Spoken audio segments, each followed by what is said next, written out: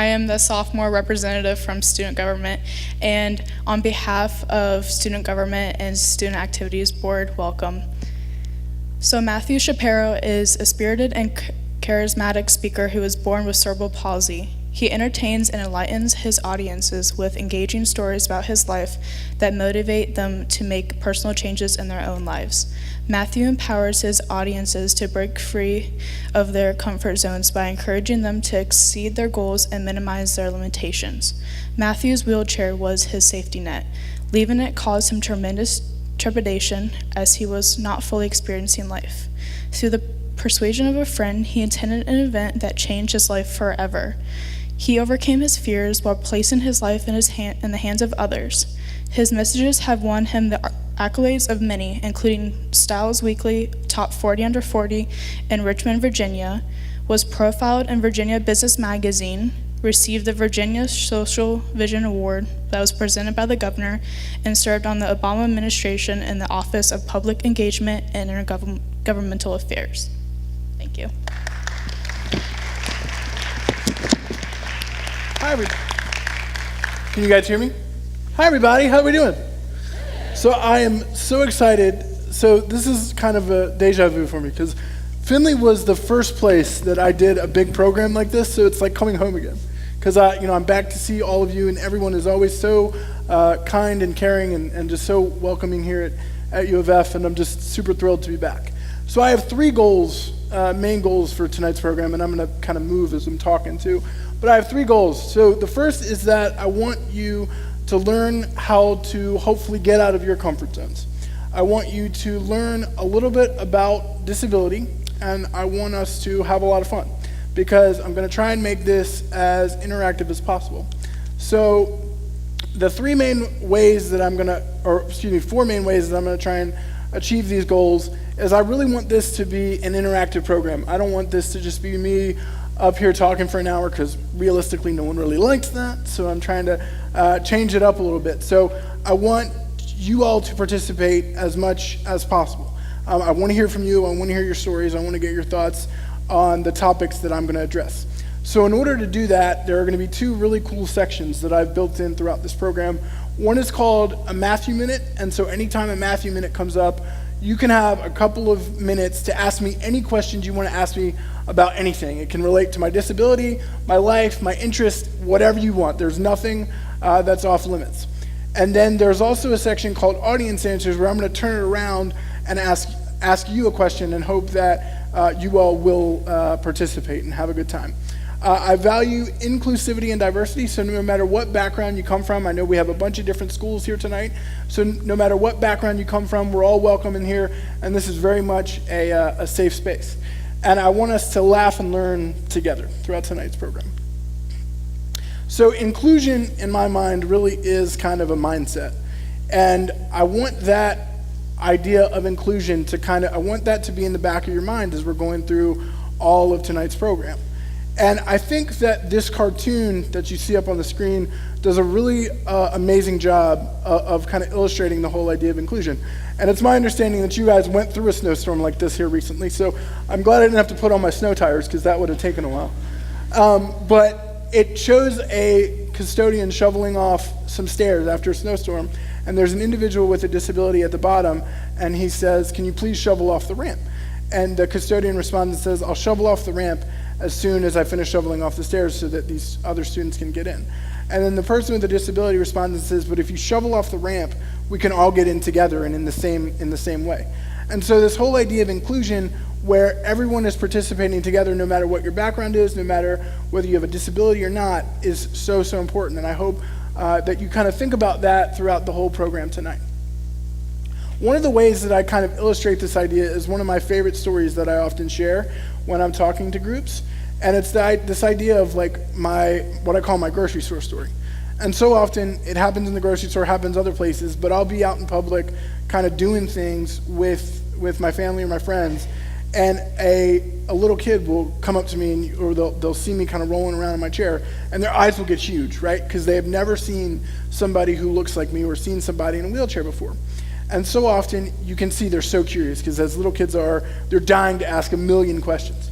And so they'll come up to me and the conversation will usually start something like this. Why don't your legs work? And so for me, that is a perfect opportunity to teach that nugget or rugrat about diversity and difference. So I always try and frame, when they come up and ask me that question, I always try and frame it in a way that they can understand. So I always say, yeah, my legs don't work, but I'm kind of like a transformer because my chair does really, really cool stuff. It like tilts, it goes up and down, it reclines. It's a pretty sweet chair. But then also I say, if that doesn't get them excited, I also say, I also get to play a video game every day because I have a joystick on my wheelchair. And so I always try to frame it in a way that would make sense to that rugrat or nugget. But so often, I'm really not able to have that full conversation because a parent will come up and snatch the child away before I'm really able to have that interaction. Something else I would try to do too is I might let them, if I'm in a safe area, I might let them push some buttons on my wheelchair or try and drive my chair a little bit. Luckily, no one's ever run me into anybody yet, but we'll I hope that never happens, but we'll see. But this is the whole idea of inclusion, right? And so that everyone can understand what difference is really about. So you may be wondering exactly what is a disability. Well, according to the Americans with Disabilities Act, which is the founding piece of legislation that protects people with disabilities and gives them their rights and what have you, you are a person with a disability and protected under the ADA if you have a mental or physical impairment that substantially limits one or more major life activities. And so a major life activity can be something like walking, talking, dressing, eating, any of those things. So if someone is affected by one of those challenges, they are protected under the Americans with Disabilities Act. Surprisingly, the disability community makes up a very large portion of our population. Of the 3.39 million Americans in this country who live in this country, 56.7 million of them are people with disabilities. That's about 19% of the population. So it is one of the larger minority groups that exists, but oftentimes I think is one of the minority groups that doesn't get talked about on the same level as, say, African American issues, LGBTQ issues, other minority groups that are in our great world and country. And that is frustrating sometimes because we want to feel like we're part of the community and things have gotten a lot better, but we are still sort of seen as a minority that isn't sort of mainstreamed. Like you don't see a lot of TV coverage and other things, and so we're working to sort of change that mindset. So with that in mind, I want to have a little bit of fun, and so this is kind of where the first interactive piece comes in. So what I'm going to do is I'm going to show you a famous person, and I want you to tell me who they are, and I want you to tell me what you think their disability might be. Sound good? Sweet. So who is that? Tom Cruise. That is correct. Does anyone know what his disability might be? Shout it out loud. I think I heard it. Who said? Did somebody say dyslexia? Nice. That is correct. He does indeed have dyslexia. Who is that? Does anyone know who that is? Keira Knightley. Yes, that's right. Does anyone know what her disability is? You guys are shy. That's shocking. Any guesses? So she also has dyslexia. Who is that? Possibly our next president, maybe. Who knows? Who knows? Does anyone know what Joe Biden's disability is? So he had, and this is funny, or ironic, I would say, because he was vice president, but he had a speech impediment as a child. And so it's just interesting that he has learned to work through that and always have had to give those speeches and be so vice presidential, so to speak. Who is that? That is Magic Johnson, yes. Does anyone know what his disability is? And what did I heard some rumblings. He has dyslexia as well. Who is that? Other than the fact that he's so dreamy, because he is. It's factual. So yes, that is Justin Timberlake. So he has OCD and ADD, which is interesting. Who is that? Will Smith, yes indeed. So he has What do you think his disability is? All right. He has dyslexia as well. And then, yes, there were a lot of people with dyslexia in my slides. Who is that? Yes. Does anyone remember what his disability was from our history books? Polio, yes, that is correct. And so this is one of the only pictures that we know of that has the president in his wheelchair. Because so often he didn't want to be seen as sort of weak, and so he thought, if I'm in my wheelchair, people aren't going to think I'm presidential, and people aren't going to think I can run the country. So he would always try to hide the fact that he had a disability.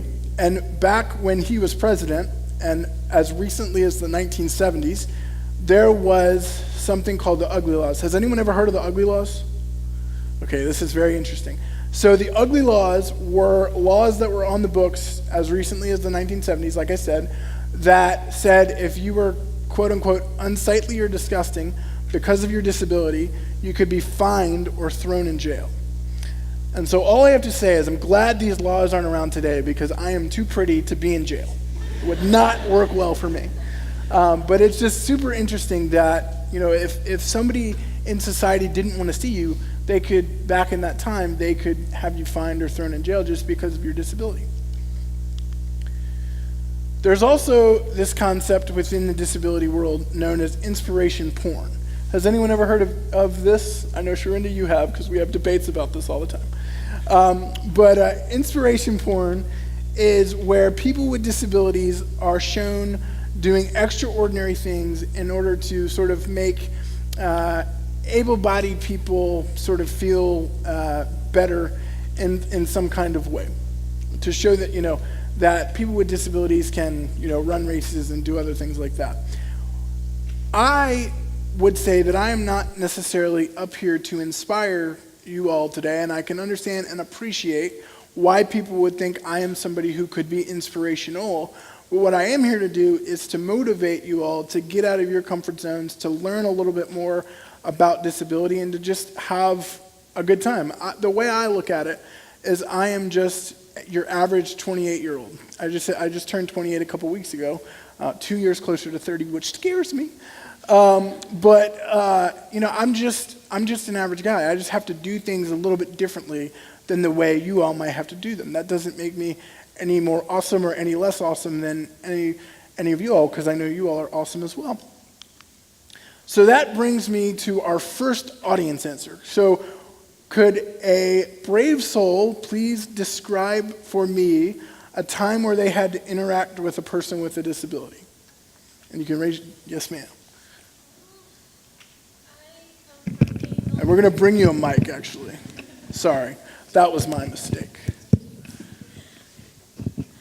Sorry. No, that's perfect. My name is Ashley Long. Sorry, is that too loud? No, you're perfect. Okay. I am a military child, so I met a lot of veterans with while missing limbs Sure. from bombs, of course. Sure. So that was really difficult. And then I also had to console a lot of my friends when their parents came home injured. When you met some of those veterans, is there anything in particular that kind of you thought about or anything at all? I didn't want to sound too mean, but I was wondering how their lifestyle changed Sure. and how their children acted Sure. when they came home. No, it's definitely a new world for our veterans when they do that. Thank you very much for sharing. That was really nice. Anybody have any other examples they're willing to share? It's okay. Oh, we've got one right here. I like your tie, by the way. That looks good. Yeah.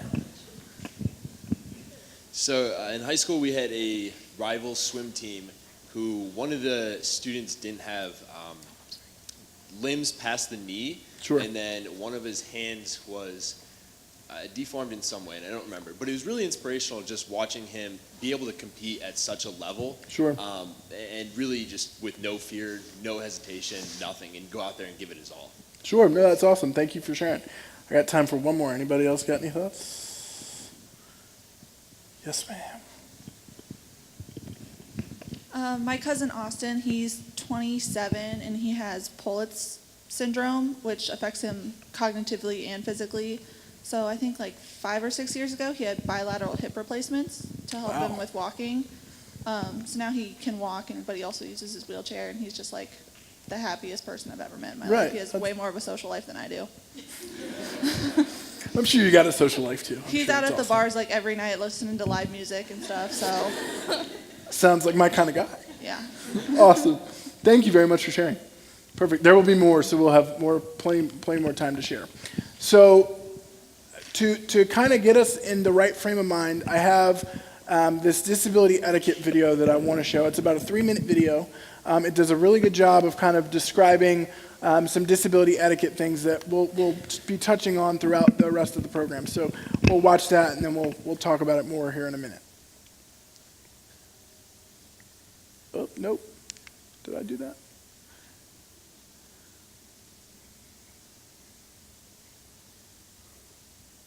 What happiness? Yep. Technical difficulties. It's okay. That is all right.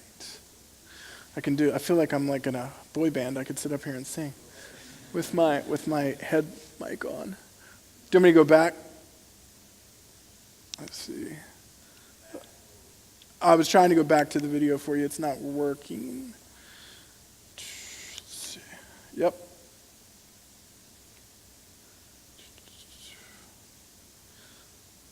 Oh no, because it's such a sweet video. I don't know. Oh wait, there we go. It was just, all right, try that.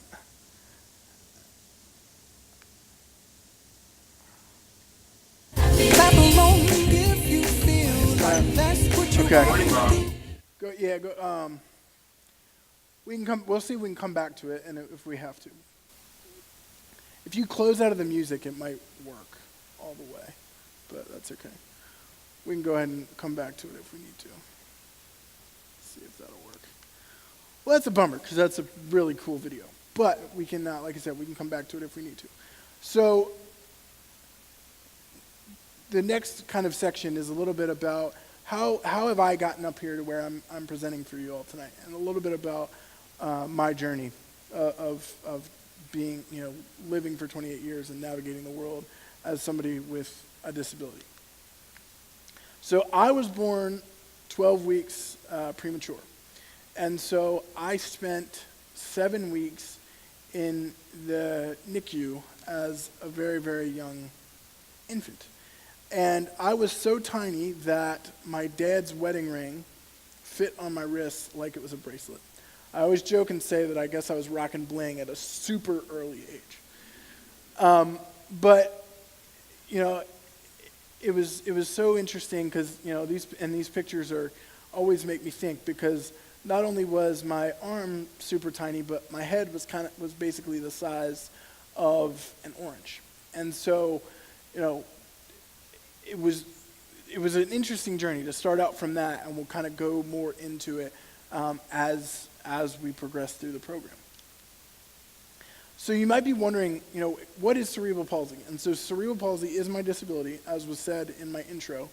But basically, first of all, I promise it's not contagious, so you won't be leaving here tonight with any CP. But basically, what happens is the messages don't get from my brain to the rest of my body effectively, and so that basically is what requires me to use my power chair that you see me in here tonight. So, but it has not prevented me from living a really good life and doing really incredible things, and I'll share some of that as we continue.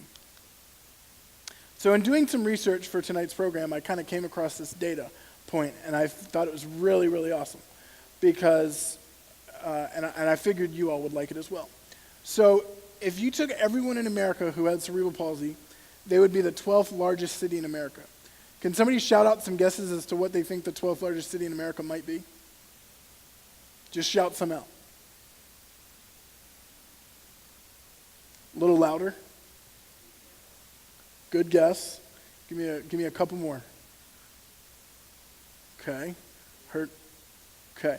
So, good guesses. Thank you for all of those.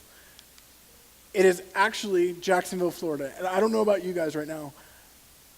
Nationwide, it's been very cold, so I would kill to be in Jacksonville, Florida right now because it is nice and warm. But yes, I just thought that was very interesting that, the number of people with cerebral palsy would be the size of Jacksonville, Florida. I know we have some OT and PT people here in the audience, so you will love these pictures. So when I went from being an infant to a toddler, I had to spend many, many hours doing occupational and physical therapy. I used to call it torture because that's also what it was. It was torture. But basically, occupational therapy works on your smaller muscle groups, so your fine motor skills. I remember always having to work on like the pincher grasp, and they would always try to have me pick things up, and it would drive me nuts. And then when I did physical therapy, that would work on your larger muscle groups. So that would work on me trying to work on my balance, gain strength in my trunk, all kinds of stuff like that. And I love these pictures because, particularly the one in the middle, I have this look of like sheer determination on my face. I don't know if somebody was like holding a candy bar or there was like a cute like assistant in the room. I don't know, but like I just had this look of sheer determination on my face, and I hope I got the candy bar or got to say hi to the cute assistant. I don't know, but it was something I did physical therapy and occupational therapy for a number of years. I did it a couple times a week, and so I was always working on those types of things. From that point forward to today, I have to live my life really, really differently from somebody who might be able-bodied. From the time that I get up in the morning to the time I go to bed, I need help getting dressed. I need help making food. If I drop something, somebody has to be there to kind of help me pick it up. If I need help getting a shower, somebody has to help me do that. In order for me to go anywhere, I have to make sure that someone can drive me and that the place that I'm going is accessible and can allow for my wheelchair to have access. Bottom line is, like, I live my life just a little bit differently, but that doesn't mean I can't live a successful and wonderful life. This leads us to our first Matthew minute. So what burning questions does everyone want to fire away at me? Anything that everyone has to know? Yes, we got one in the back. Hold on, let's wait. Yeah, we're going to wait for the mic. Who was it? What do you like to do for fun? Oh, there's so many things. There's so many things.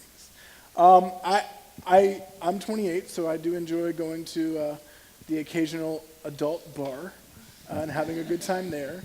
I'm a big sports fan, so I have a wide array of sports teams that I like. I like all of the Virginia teams, so Virginia Commonwealth, which is where I went to school, UVA, who I hope wins the national championship this year. And then I'm a big Redskins fan and huge Wizards fan, and who am I missing? The Cubs and the Nats as well. So if I'm not hanging out with friends or going over to friends' houses, watching sports, and trying to be a giant pain in the butt to my mom, which is always fun. Thank you for your question. Any other questions? So how was junior high and high school? Because that's rough in general. Yes. So how were kids and how was it? So that's a really good question. So she asked, how was junior high and high school for me? I don't know if you guys can tell, but I like to talk, and I'm really good at it. So, and my mom would oftentimes tell me to shut up on occasion, but that's okay. But I've always been very social and have always been able to connect with just about anybody. One of my greatest strengths is my ability to connect with people and figure out what their stories are. And so I had a lot of friends in the school environment. The hardest part was when somebody tried to have a birthday party in their house or had to go somewhere, because back then I didn't often go into people's houses. And so fortunately for my parents, they quickly realized that, okay, we need to make our house like the social house.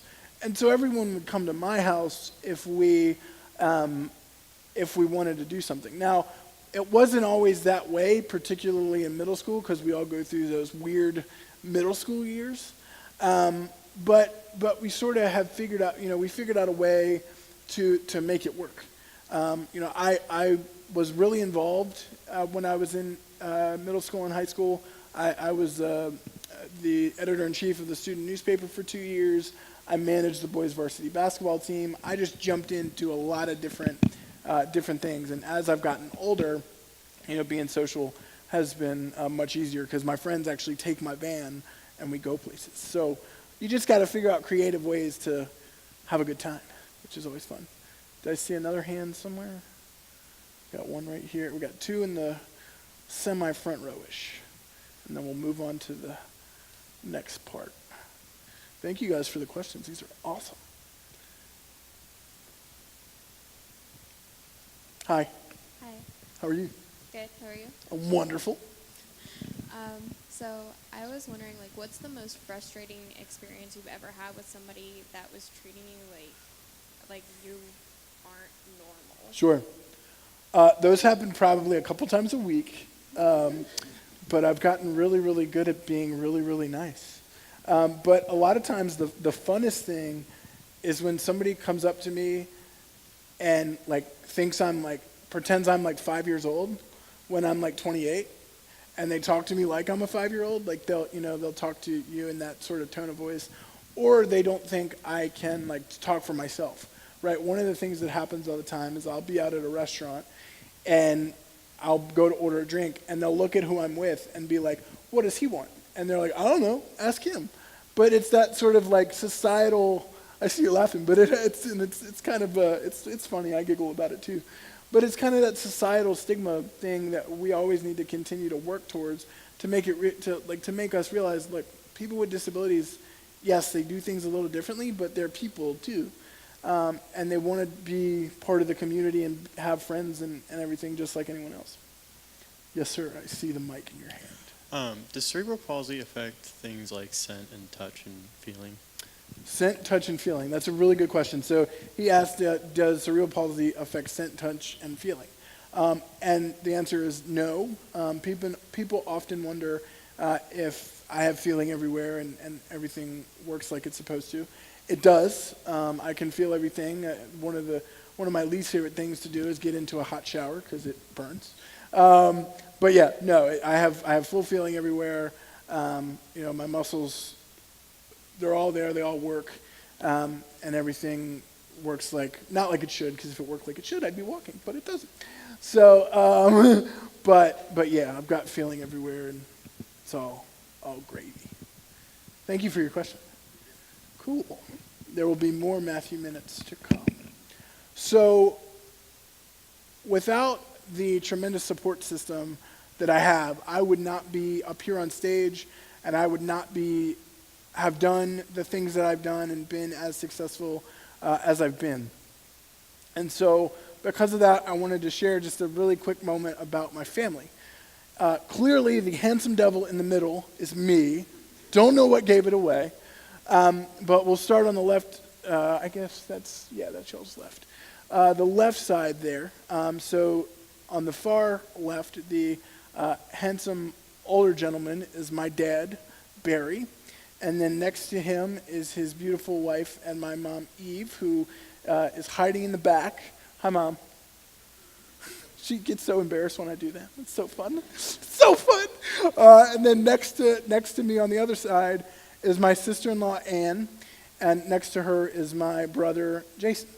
And without them, I would not be able to do the internships I've done, do the things that I've done, and be up here speaking to you all this evening. So I'm just very, very grateful for their support and willingness to, go on with me to trips and do pretty amazing things.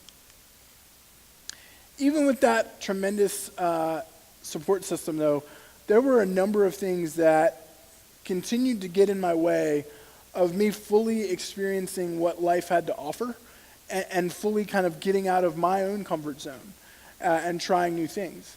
And the first way I describe it was my mental bubble. And my mental bubble really kind of consisted of how society viewed me as a person with a disability. You know, society doesn't often think that people with disabilities can be successful and do incredible things. And so I have always tried to fight against that stigma and how society sort of views me and people like me. So the one way that I did that was I interned for the Obama administration in 2012. And I absolutely adore this picture for a number of reasons. One, in the front row, obviously I am fangirling super hard for the president, and I have this giant cheesy grin on my face. But also, I don't know if you can tell, but it sort of looks like I'm flipping off the president of the United States with the way my hand is positioned. But I promise you I was not, because I just had my hand like this, and my fingers just happened to be in a really bad spot. So I did this internship because, you know, I had people in my intern class that graduated from Harvard, went to Yale, went to all these amazing institutions. And I wanted to prove to myself that a guy with a disability from Virginia Commonwealth University could hang in an environment like this and work in the White House. It was one of the hardest experiences of my life, but it was probably one of the coolest as well. The other challenge that I have is what I call my physical bubble, and that's twofold. So the first part of my physical bubble is a bit ironic, I would say, and it's actually my wheelchair. So I want you to imagine that you had to sit in the chairs that you're in for 8, 10, 12 hours a day. Now, I would think that after a while you would start getting some chronic pain issues and feeling some pain. That is what I live with on a day-to-day basis. Now, I'm not telling you that to have you like feel sorry for me or whatever. It is just the way, it is what it is, and it is the way my life is. But I deal with chronic pain on a day-to-day basis. And because of that, I didn't often want to get out of my wheelchair. You know, my wheelchair quickly became my comfort zone, and I refused to get out of it. The other aspect of getting out of my wheelchair is the fact that I am somebody that needs help transferring. So basically that means somebody has to pick me up to help me get from point A to point B. And so it's very, you're very vulnerable in that situation, because I have no control over, you know, when that person starts to pick me up, I'm completely hoping I don't end up on the floor. And many times, there have been a few times where I have ended up on the floor. It's quite an adventure, but, you know, we get up and we figure out how to solve the problem from there. But, so not only am I at risk of somebody might pick me up wrong and I could be hurt, but I'm also putting the people who are picking me up at risk, because I am not the lightest feather in the flock, so to speak. I enjoy the occasional meal, although I am trying to lose some weight, so that's a positive for me there. But, you know, it's always been challenging to trust that people can help me move in that way. So because of these sort of barriers or these bubbles that I've talked about, I really wasn't fully experiencing life, because I was unwilling to get out of my wheelchair to really try new things, experience life, and just, you know, get out of my comfort zone.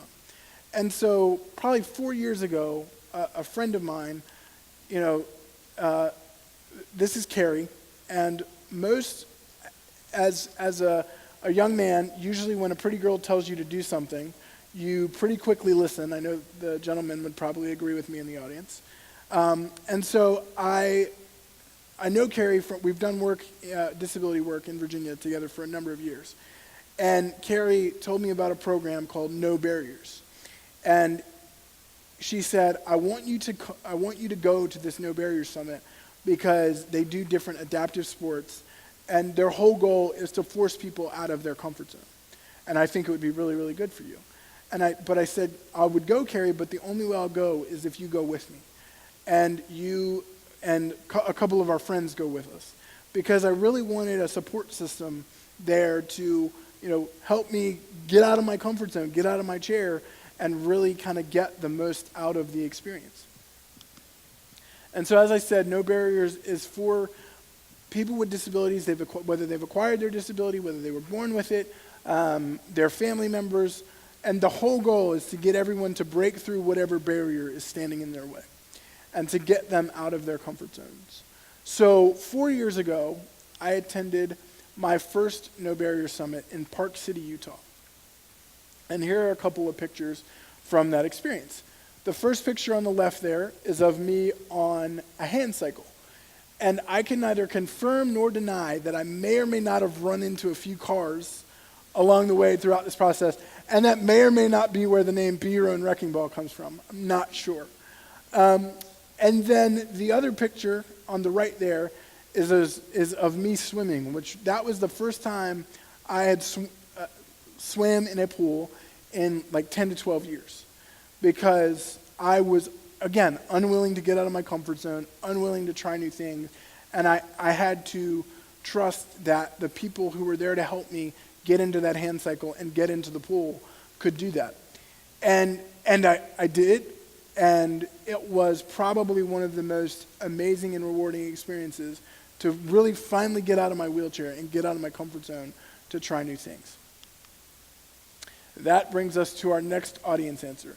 Would somebody please describe a situation where they had to significantly leave their comfort zone? I see the wheels turning everywhere. Yes, ma'am.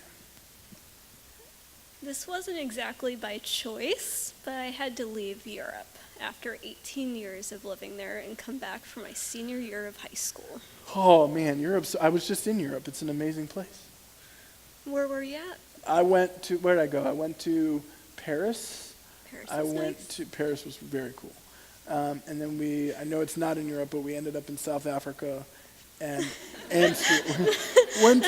we went to Paris first, then to go to 3 parts in South Africa, and then we went to Amsterdam, which was sweet. Oh, that's even better.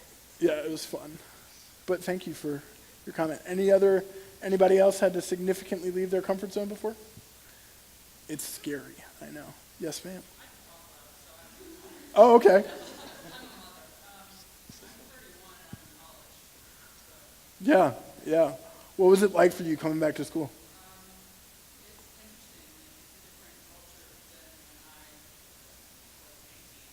Sure. What's your favorite part? Seeing how technology affects the classroom. Nice. That's awesome. Anybody else want to share? Yes, sir.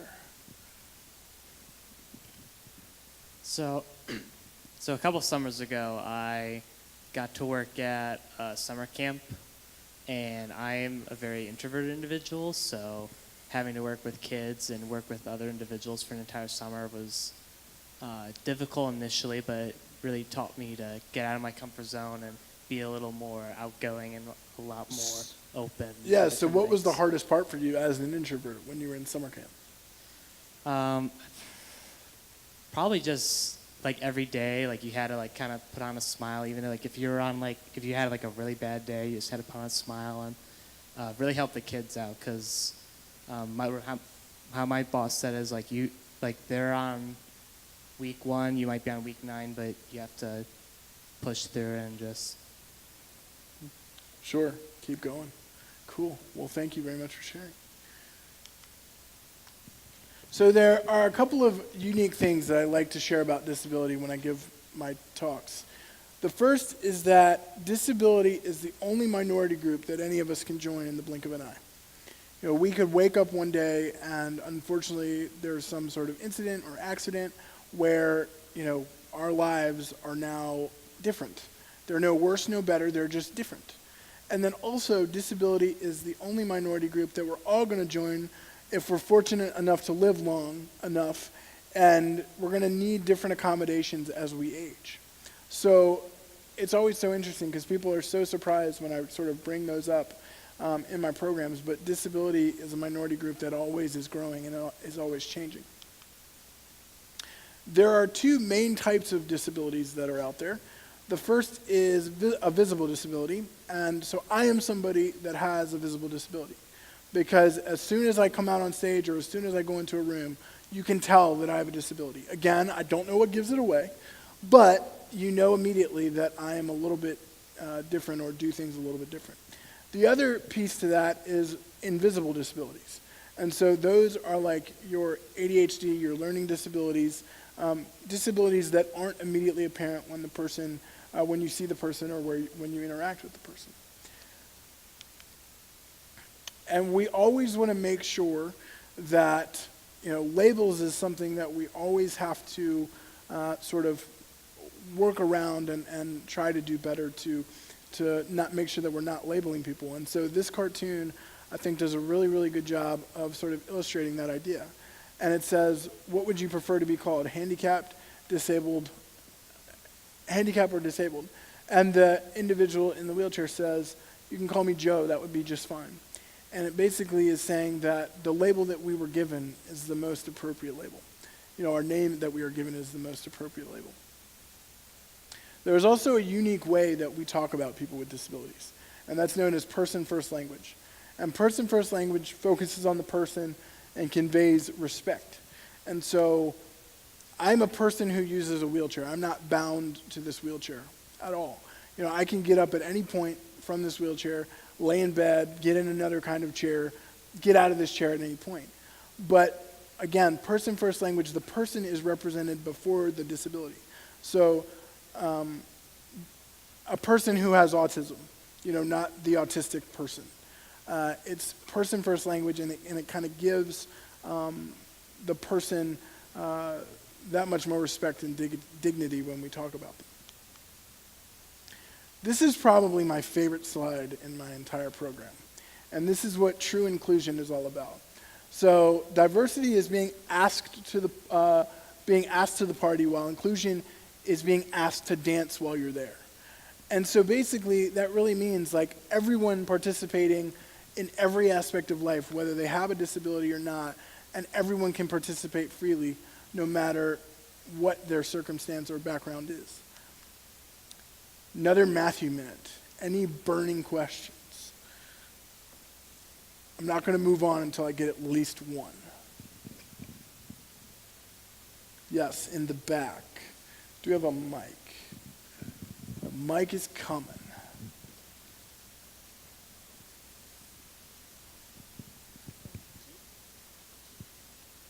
Hi, my name is Annika. Hi. I was just wondering, how do you keep yourself from reverting back into your bubble? Because I have a few different things that I have that it's kind of hard for me to keep myself from just sticking with it, like saying, well, I have this so that way I don't do something. How do you keep yourself from reverting back? It's a really, really good question. So for those that might not have heard, she said, how do I keep myself from reverting back into one of those bubbles that I talked about earlier? And I think for me, the biggest thing is like just having that tremendous support system that I talked about. And if I'm feeling down or I'm bummed out about something, I go to my family or I go to my amazing friends and I talk it out with them. And I'm like, I'm really struggling with this. What suggestions would you make to sort of help me get out of that funky zone that I'm in? Because I agree with you, we all kind of go through that. And so, really relying on that support system, I think is super, super important and can help us kind of get through those times when we're in a rut, if that makes sense. Thank you very much for your question. Anybody else have any burning thoughts? Okay, I will move on. So, I've talked a lot about, where I came from, my background, and all of that. But the biggest thing that I wanted to do tonight was to sort of challenge you all, right? I talked about how I've gotten out of my comfort zone. And so what I really hope to do is to get you all thinking, okay, how can I get out of my comfort zone? And that could be something as simple as talking to the person that you've always wanted to talk to, but been like too super shy to talk to them, or going to that club, or joining that club, or doing that thing that is completely out of the realm of what you would normally do as an individual. And so I have a few suggestions and tips on how you can get out of your comfort zone. And I call them my matitudes to becoming your own wrecking ball. Because one of the really amazing things about a wrecking ball is that it can knock something down in order for something even more amazing and wonderful to be built up in its place. And so these matitudes are the attitudes I've used to fuel my transformation. And that picture was actually taken when I was here 2 years ago. So I'm going to go through each one of my matitudes very, very quickly. So the first one, and you have a handout, you should all, I think it's the green piece of paper. You'll see what these attitudes are. So the first is to embrace discomfort, right? Like we all hate being uncomfortable and in uncomfortable situations. For me, as I mentioned earlier, it's anytime I have to be transferred and I have to trust that somebody can help me get through that situation. But if I'm able to get through that uncomfortable or that discomfort, that embrace that discomfort, I can experience amazing, amazing things, and the outcomes can be tremendous. So, fight through those uncomfortable situations when we all deal with them, and the outcomes could be amazing. Embrace your vulnerability. Being vulnerable is probably one of the scariest things that anyone could ever do. I am very vulnerable when I am up here on stage. You all are hoping that you get wonderful content from me, and it is my job to, deliver powerful messages. But I'm also, again, very vulnerable when I'm being transferred, because in that 3 seconds where I'm being transferred from point A to point B, I have no control over that situation. So I'm hoping that somebody can help me get where I need to go. So there's probably been a number of instances where we've all been vulnerable at one point or another, but it's okay to be vulnerable and to go out on that ledge, because again, the reward, if you go out on that ledge and tell the person how you feel, or try out for that dream job, or do something where you're completely putting yourself out in the open, the reward could be amazing. They could tell you how they feel, and they could feel the same way, or you could get that job that you're so hopeful for. Embrace your possibilities and not your limitations. The other way I look at this is think about your strengths and not your weaknesses. So one of my greatest strengths is my ability to talk. So I'm always trying to put myself in positions where I can use my voice to be successful. And that's why I'm always trying to do things like this. One of my greatest limitations is obviously that, I'm not necessarily the greatest at in a math situation. And so I would never try to solve math problems. Yep. I would never try to solve math problems. And so I'm always trying to put myself in situations where I'm utilizing my strengths and eliminating my weaknesses. Graciously accept assistance. Everyone needs a helping hand sometimes. I am in a situation where I have to ask for help on a day-to-day basis. And it is okay to ask for help. You don't need to feel like you can't ask for help. But when you do ask for help, make sure that you are doing it in a gracious way. You're saying, please and thank you, and being appreciative of the person who's assisting you. A purposeful risk is often worth the reward. Every time that we have to take a risk, it can be scary. But if we know that we have a plan in place that can help us achieve that risk and get something out of that risk, the rewards can be endless. And for me, that happened here. And this is when I rock climbed at no barriers. I had to be picked up and put into a bucket that would help me get to the top of the rock wall. However, I knew I had a plan in place because I knew that there were people there to help me. And the reward was amazing because I got to the top of the rock wall and I got to see amazing views of Park City, Utah. Set achievable goals and celebrate the small victories. If you know that you have a test or something coming up, or you know that you have to study for something, or you have a big project due, break it up into small achievable chunks. And then when you're able to achieve one of those chunks, like you've studied really hard, or you finished a chapter in your study guide or something, celebrate that victory and say, I was able to get that done. And be proud of those victories. Optimism beats pessimism every single time. We all love optimistic people who are there to lift us up and make us feel tremendous about ourselves. And people who are maybe pessimistic or maybe down frequently, we don't like being around those people. We want to be around people that are going to lift us up and make us feel better about ourselves. Don't let criticism inhibit your mission. This is a hard one because none of us like receiving criticism, whether it's from our boss or significant other, our family, but use that criticism as fuel to motivate you to achieve whatever your mission might be. I had to deal with a very critical boss in D.C. when I interned in the White House, but I used his criticism every day to try and do better the next day, or to achieve whatever goal he was trying to have me achieve.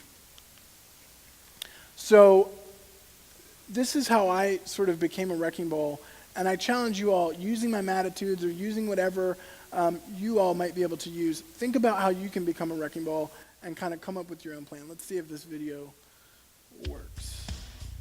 Awesome, thank you.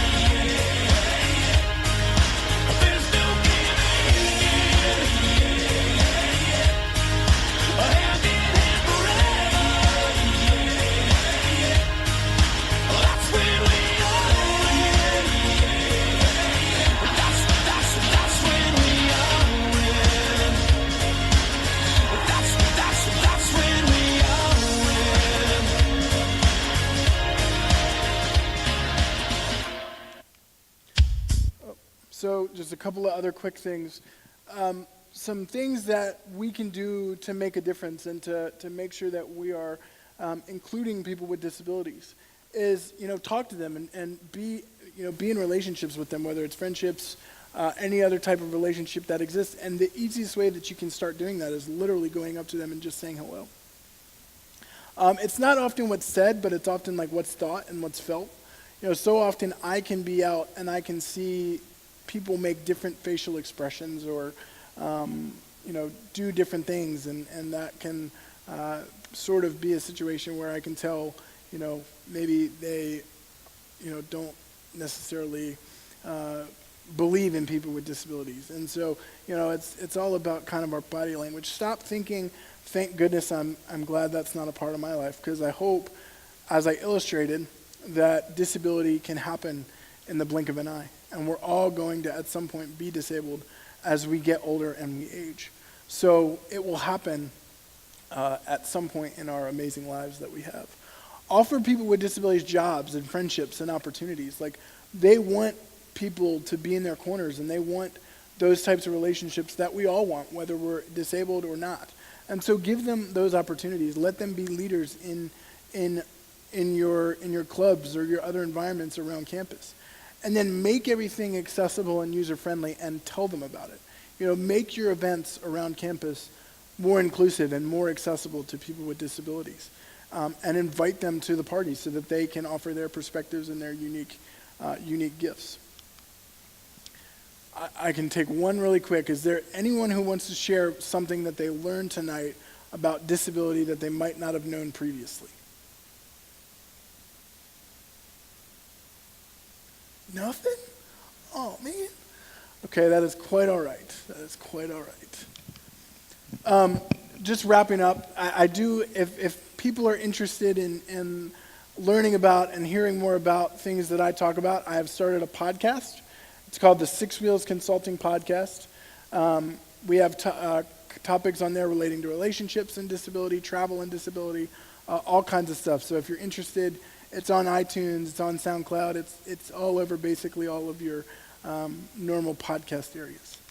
I do also have a book that if anyone's interested in getting a copy, I have a few here with me tonight. No pressure one way or the other. But each chapter is a different story from a different author in an event that I took part in. And I have a chapter and my mom has a chapter.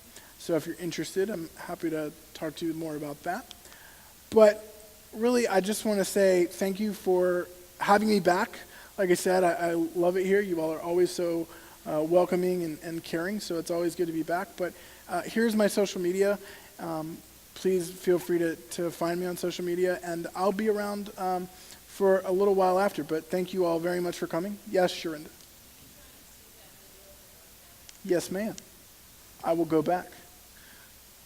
So we'll go back to this etiquette video that I was trying to play a little bit earlier. If it wants to cooperate. There it is. All right, can you push play on that for me, sir? This is a great video. I think you'll love it. There we go.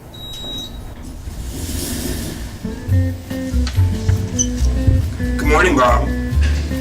Morning there, big man. Morning, Alice!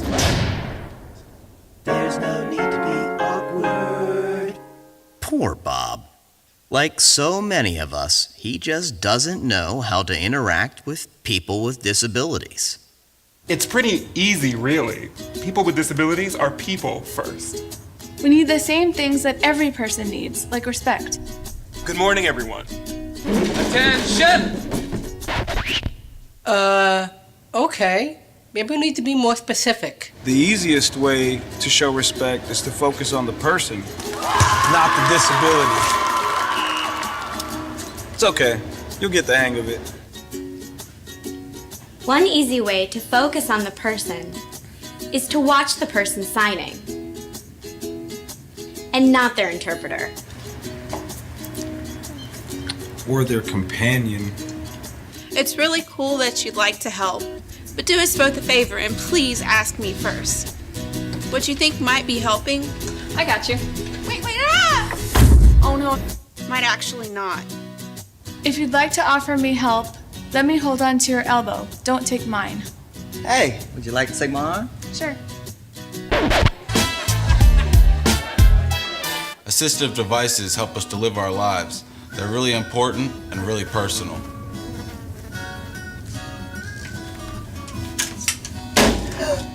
Grabbing them only makes it weird for everyone. What? Please only touch our devices and service animals if we've given you permission. And don't take it personally if I ask you not to. Remember that my service animal helps me all the time. Neither of us would like it if we were separated. Remember, we make our own decisions. We sign documents, vote, volunteer, work, and pay taxes. We get married. So don't underestimate me just because I have a great smile. Just because I'm blind. May I help you? Does not mean I'm deaf. I don't know. I think he said he was gonna come. Just because I'm deaf doesn't mean I'm blind. And just because I use a wheelchair doesn't mean that I can't sweep you off your feet.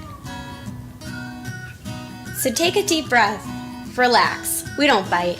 Unless we're really hungry. Hello there, ladies. How are you? Hello. And if you're not sure what to do, just ask. Hi. Would you still like to see a menu? No thanks, but can you please read it to me? Sure, definitely. Just treat us the way you would want to be treated, and we'll all be okay.